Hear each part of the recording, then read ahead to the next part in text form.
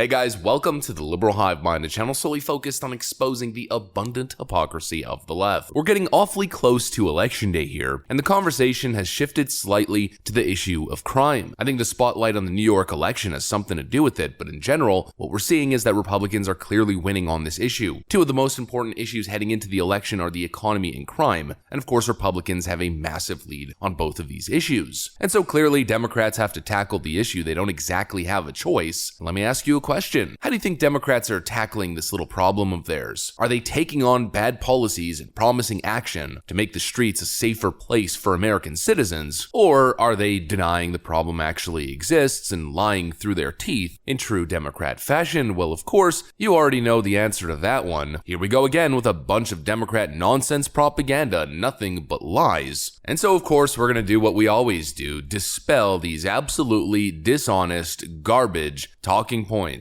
We've got some stuff to get into, folks, so let's roll the tape. Alright folks, so we did a video on Kathy Hochul yesterday where she literally said that the whole increase in crime notion is, quote, a conspiracy. Ravenel, these are master manipulators. They have this conspiracy going all across America to try and convince people that in democratic states they're not as safe. And it seems as though this is the talking point that Democrats have chosen to go with. After the massive crime surge that we've seen from 2020 to now, especially in Democrat cities, the new Dem strategy is to claim that, well, don't believe your lying eyes. It doesn't actually exist. All they do is talk about crime. Well, I looked it up. Murders in major cities have fallen by 4% so far in 2022 compared with the same period a year ago. So crime is not on the rise. It's actually going down under Joe Biden. But I want people to be safe.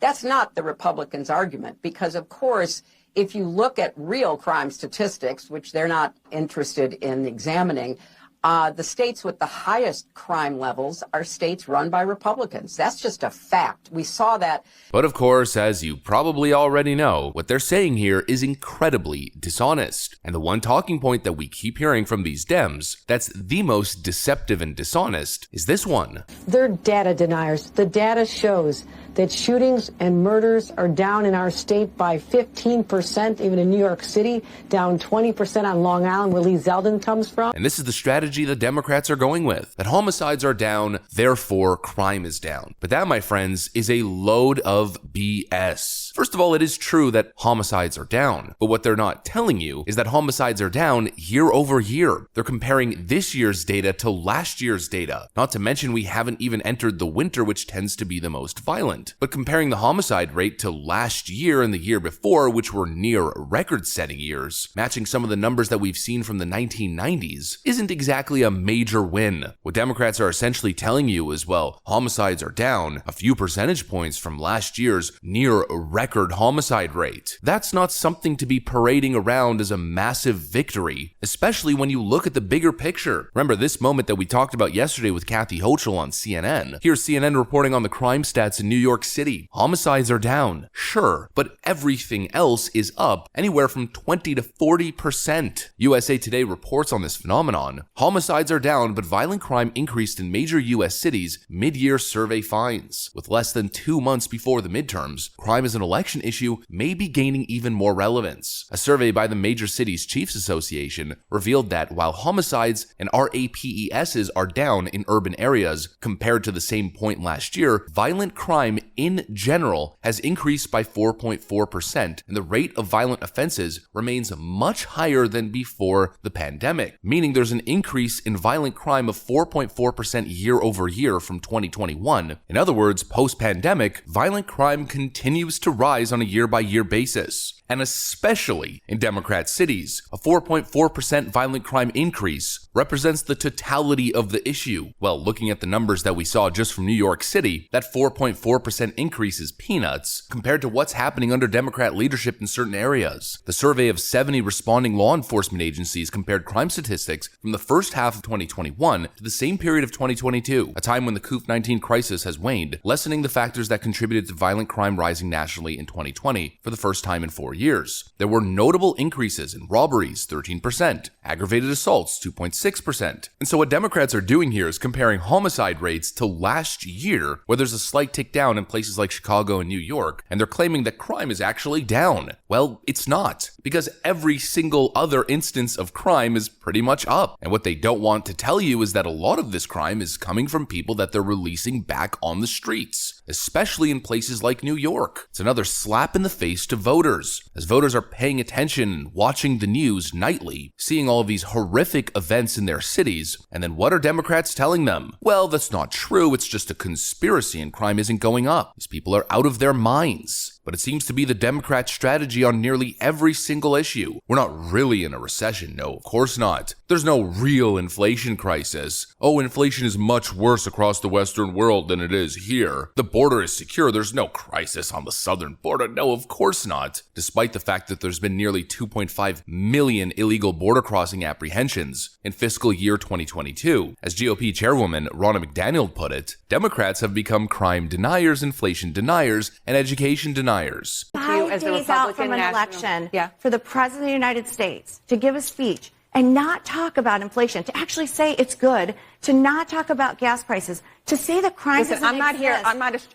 They have become crime deniers, inflation deniers, and education deniers. It's like I said earlier, it seems like the Democrat strategy is, don't believe your lying eyes. That's not really happening, it's just a figment of your imagination. Or as Joe Biden put it in relation to the economy and his approval rating, it's not him, he's not the problem. Those problems don't really exist. It's just voter perception. Voters just have an inability to be happy and see what's really going on here. Actually, speaking of that, here's Biden's top advisor, Keisha Lance Bottoms, saying that people just don't realize how much Biden has done because, quote, there's a lot of misinformation flooding the airwaves on TV and YouTube.